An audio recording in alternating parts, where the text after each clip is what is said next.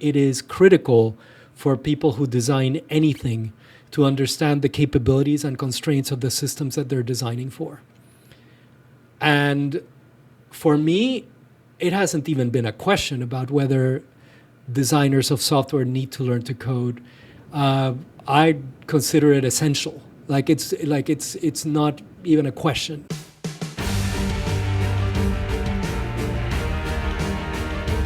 You're listening to Traction Heroes, digging in to get results with Harry Max and Jorge Arango.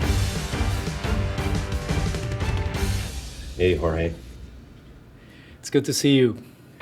Yeah, it's always a pleasure. I'm glad we get to continue this conversation. Well, I'm hoping that that we will talk about less heady subjects. We've had a couple of episodes where we've gotten into like capitalism and stuff, and I'm like, oh my gosh. So I brought what I hope to be kind of lighter reading today. Oh, awesome. All right. But it's actually, I'm going to say it's lighter reading, but I think it's an important subject. Mm-hmm. And without telling you what this is, I'm going to say that this is a bit of text that is very important to me. It is from one of the books that has most influenced my career. Okay. One that I read as a kid, and which I haven't revisited in many years, but the ideas in the book have stayed with me. And this is one of the ones that I keep bringing up in conversation. I thought I'll bring it to the conversations with Harry. Oh, I can't wait. All right. Games must be designed, but computers must be programmed. Both skills are rare and difficult to acquire, and their combination in one person is even more rare. For this reason, many people have attempted to form design teams consisting of a non-technical game designer and a non-artistic programmer. This system would work if either programming or game design were a straightforward process requiring little in the way of judicious trade-offs. The fact of the matter is that both programming and game design are desperately difficult activities demanding many painful choices. Teaming the two experts together is rather like handcuffing a pole vaulter to a high jumper. The resulting disastrous performance is the inevitable result of their conflicting styles. More specifically, the designer-programmer team is bound to fail because the designer will ignorantly make unrealistic demands on the programmer, while failing to recognize golden opportunities arising during the programming. For example, when I designed the game Energy Czar, an energy economics simulation game, I did not include an obviously desirable provision for recording the history of the player's actions. During the final stages of the game's development, virtually everyone associated with the project suggested such a feature. From technical experience, I knew that this feature would require an excessive amount of memory. A non-technical designer would have insisted upon the feature only to face the disaster of a program too big to fit into its allowed memory size. Another example comes from Eastern Front, 1941. While writing the code for the calendar computations, I realized that a simple insertion would allow me to change color register values every month. I took advantage of this opportunity to change the color of the trees every month. The improvement in the game is small, but it cost me only 24 bytes to install, so it proved to be a cost-effective improvement. A non-technical game designer would never have noticed the opportunity. Neither would a non-artistic programmer. I am 100% certain I've not read this. I would be very surprised if you had. It's, well, first of all, it may be clear from the references to memory limitations, and he even said like 24 bytes, right? Yeah. It may be clear that we're talking about personal computing like very early on in the history of personal computing, right? Yeah. So this is a book called The Art of Computer Game Design. Oh, I know. By Chris Crawford. That's right. And people who are listening to the podcast might not see this, but I'm holding up for Harry to see a copy of the book, which is inside a Ziploc bag, an ancient Ziploc bag, because this is my original copy, which I acquired shortly after this book came out. This book was published in, I believe it's 1984. Yeah, so the copyright is 1984. So the pages are yellowing. It's the kind of paper that degrades, and I want to protect it. It's very precious to me, if for no other reason, because it's inscribed to me by Chris Crawford. I had the great privilege of inviting him to speak at a conference where I was the program chair, and I told him, this book changed my career, and I would love for you to inscribe it. And he wrote, Jorge, look where this got you. Which is awesome, right? But anyway, this book changed the course of my career. I'll say this, I bought it not understanding what it was. And I read it, and then I reread it. And I must have reread this book maybe a dozen, maybe a couple dozen times. It's a short book, but it opened up to me a completely different understanding of design, computer programming, and games, something that I was very interested on as a kid. All three of those things I was interested on, but I was more interested in games and programming, and this book kind of opened me up to design as well. But I'll say I wanted to bring this particular piece here because he's talking about two things that are very important to me. One is the power of constraints and the fact that constraints are our friends. And that's something that I learned in architecture school. I think that when we start out, I think we naively understand constraints to be problems to solve, when in reality, constraints are opportunities to do things in different ways, in ways that might even be better. So that's one thing. And the other thing is, what I took him to say here, and this is something that, again, was formative for me, was it's very important for you to understand the constraints of the system you're working with if you want to have creative control over those constraints. And you can only get acquainted with the constraints of the system by going hands-on. And he's talking there about craft. So the relationship between craft and constraints is what I wanted to bring to the table here, because I think it's an underappreciated subject when talking about gaining traction. I mean, I don't even know where to start. I mean, I have so many different thoughts. The first thought I'll just share with you, the one that popped into my head, is that we could have a whole episode on, what is the book that's changed the trajectory of your career, right? And I mean, just talking to people that we know, all of us have books like that, right? And in fact, weirdly, like when I'm interviewing people for some kind of role, often, involved in the hiring process, usually for senior people, one of the questions I ask, a standard question is, what book have you given away or recommended more than any other book, right? Because that really says something about the person. And for me, that book is Finite and Infinite Games by James Carse, right? Which is very deeply related to the Crawford book, but in a more abstract, back to heady, maybe a book that we don't want to get too much into the content of. But I interacted with Chris back in 1987 when I started writing my very first book, the book I really wanted to write, which was on information architecture. And it was just before information architecture for the World Wide Web came out, I think. And I was, trying to, take all of my experiences at virtualvineyard/wine.com and the design and development of the shopping cart and moving people through information spaces. And I started scanning the literature, people who had written really potent things about wayfinding and game design, and stumbled on Chris's work and reached out to him not intelligent enough to have read his book, but intelligent enough to have found him and reached out and talked to him about stuff. So what a neat guy, too. Yeah. Incredibly thoughtful. Yeah, really, really. Just one friend of mine says, just an incredible specimen of humanity, you know.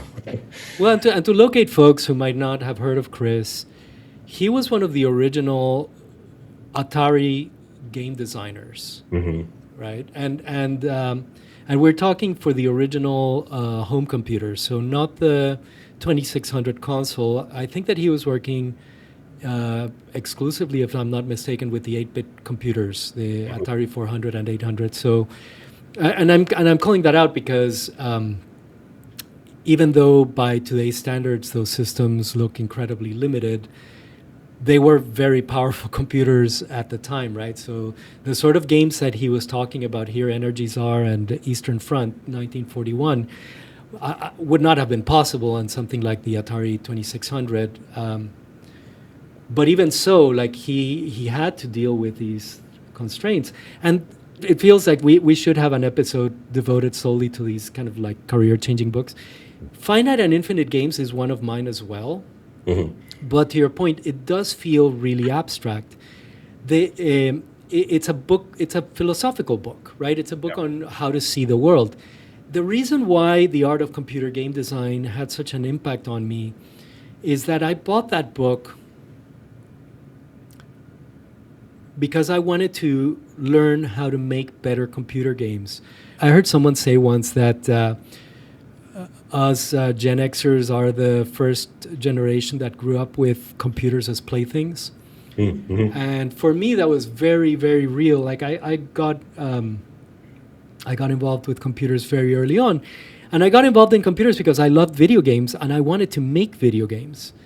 And I would go to computer stores and look to see what information I could get. There was obviously no internet.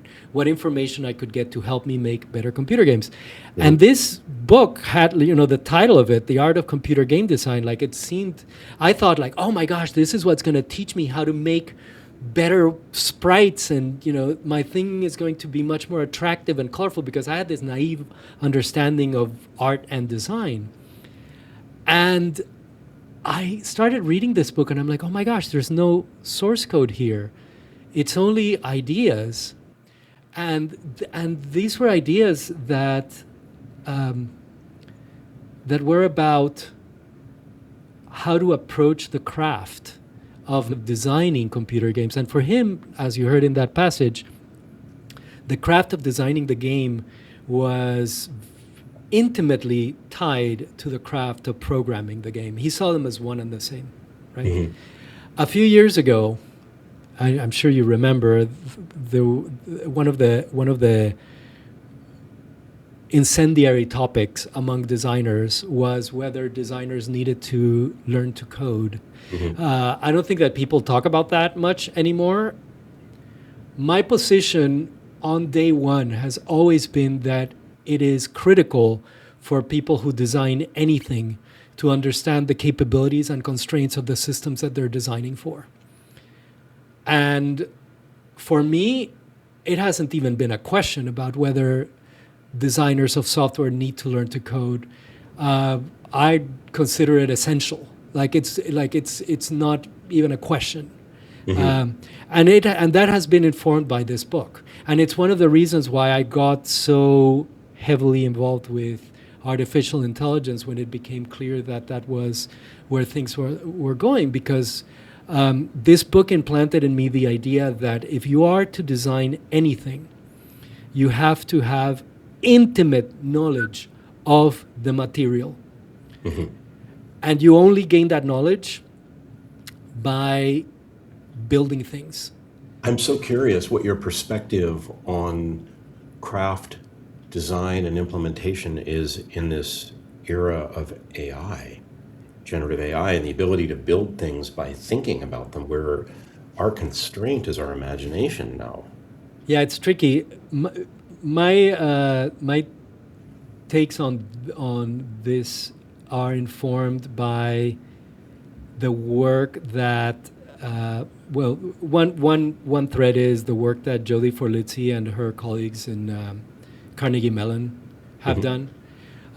They wrote a paper, which I'll link in the show notes, where they talk about AI as a material of design and a tool for design. I'm not using the language right, but there are like several ways in which it can be approached, right?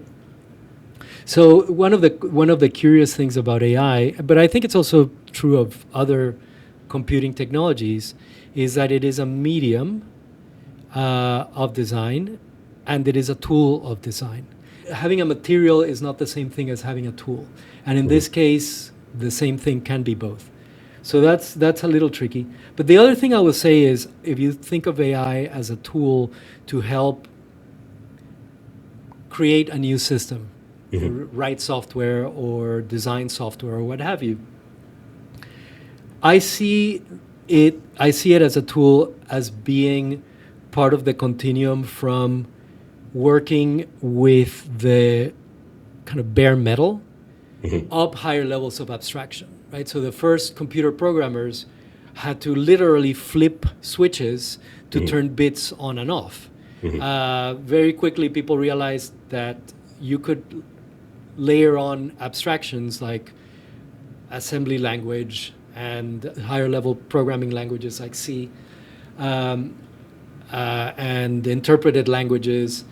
And then, there are other abstractions that you layer on top. And when I'm working with something like Claude Code, it feels like the latest iteration in that stack of abstractions, where like now I'm not even dealing with the source code. I'm interacting with a thing in English, right? And it is taking care of the source code in much the same way that you write source code in Swift or C or something like that, and then use a compiler to turn it into something that's closer to the metal. Yeah, I had a bunch. Did you know the term Atari is actually the word Atari is a term of art in the game of Go? Yeah, I think that's why they named the company that, right? Yeah, I just learned about that.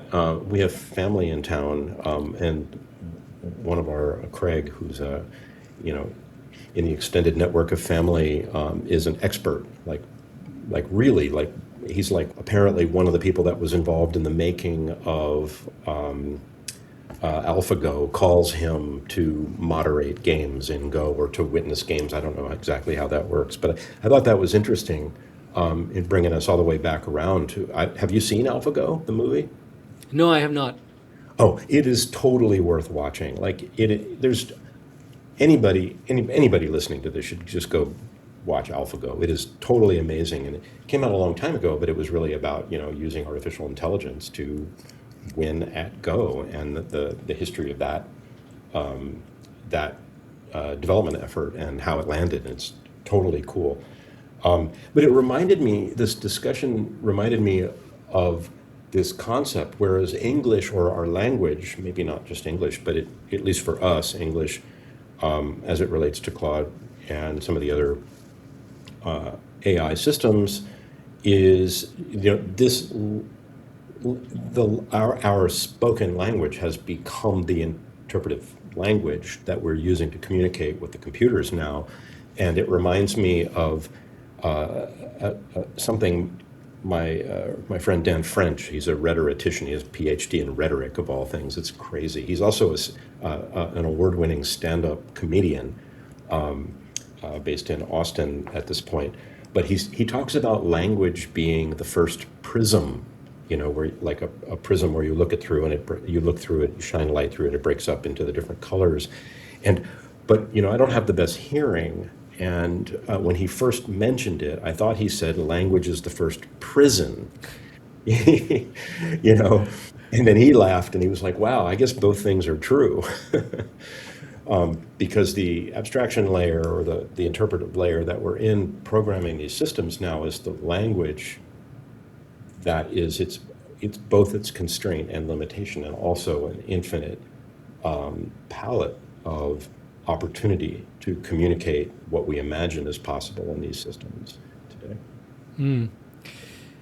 Before we go down the path, because I'm worried that we might dwell too long on the computer programming thing, the developing software thing. And not get back to craft. Well, craft, and also you have in the back of my mind what does this mean for gaining traction? Because it might sound like I'm talking exclusively about developing or designing software, and I'm not, because for me I took the lesson from this book, this particular, and I have that image of these two athletes in different disciplines handcuffed to each other. It's such a powerful image in my mind. Yeah. And I think that applies, this notion that you should really get hands-on with whatever field you're acting on. Mm-hmm. It's something that I've taken to heart, whatever I'm doing. And I don't remember which CEO it was that would do things like rotate through the call center, like receiving support calls. Mm-hmm. I'm a big fan of that kind of thing. Oh, totally. Where it's like you're going to be making decisions about how this organization is structured. Maybe you're going to be making decisions about how the service is going to be provisioned.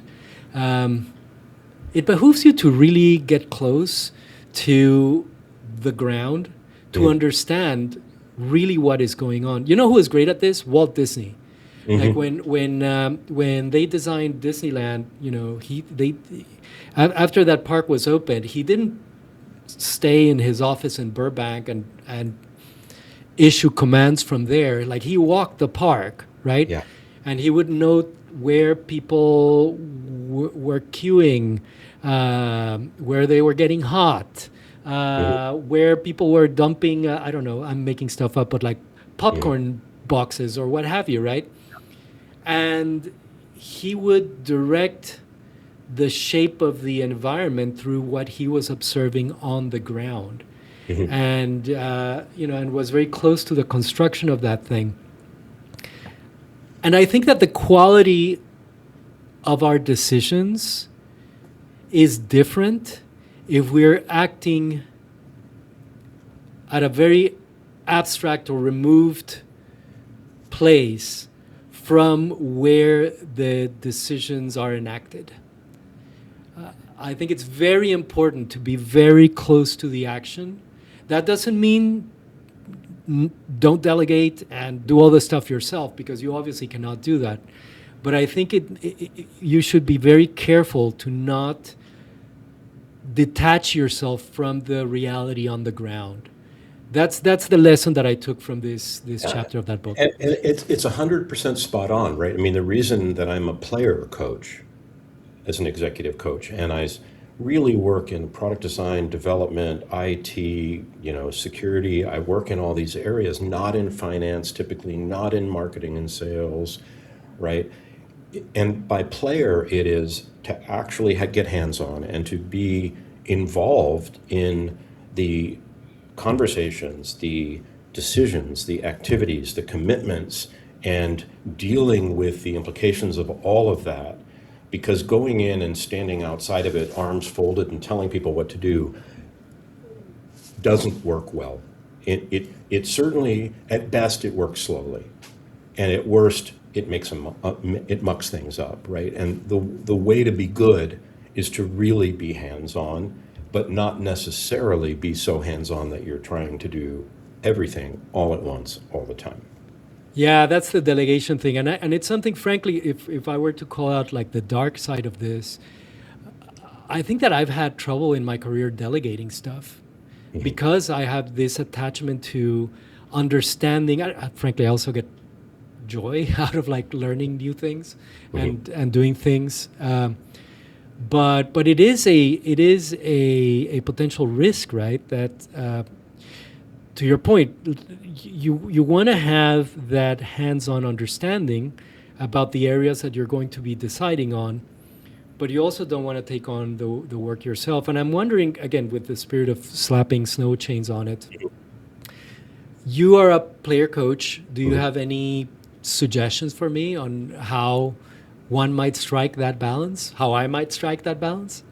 Well, I'm gonna lean on a saying that I picked up along the way, rather than trying to talk about delegation, there are lots of different ways of, Michael Hyatt, and there are lots of people who have good models for delegation. But the saying that I learned was, being clear is kind, being unclear is unkind. And the job of the leader is to be clear. And there are tools for being more clear versus less clear. Precision questioning and answering from Dennis Matthews' work. The desired outcome model, which is documented in my book from the field of neurolinguistic programming. The work that Scott Selhorst is doing on problem definition and problem framing. There are ways of increasing the fidelity of what you're communicating to be more clear with people and more on the nose, as they say in the movie industry, and less vague or ambiguous or hand wavy. Being clear is kind, being unclear is unkind. And now that you've brought up communication, I'll say one of the tricky things about this is that you don't want to, when you communicate with your team members, you don't want to step on their toes, right? Like one of the risks of understanding the minutia of the craft is that you can end up like over-managing or micromanaging. You don't want to do that. But also, if you do understand the minutia of the systems that you're talking about, you can talk much more credibly with your team members. That's right. Because they'll realize that you're not, you're saying the things that you're saying because you understand the system. So that's something to aspire to. Anyway, I was very excited to bring this to you. It's a special book for me. I love it. I'm actually going to go dig up. I'm sure they're still available new. I'm probably going to go get myself a copy just to have it on my shelf to take a look at. Yeah, do get it in physical format. I bought it as a Kindle ebook a few years ago, but the formatting is not very good on Kindle. Okay. So if you find it as a physical book, snatch it up. It's really great. I mean, the references have aged, obviously, but I think the principles stand. All right, man, it was really, really great to see you. Thank you so much for bringing Chris Crawford back into my life. Awesome catching up as always. All right, take care.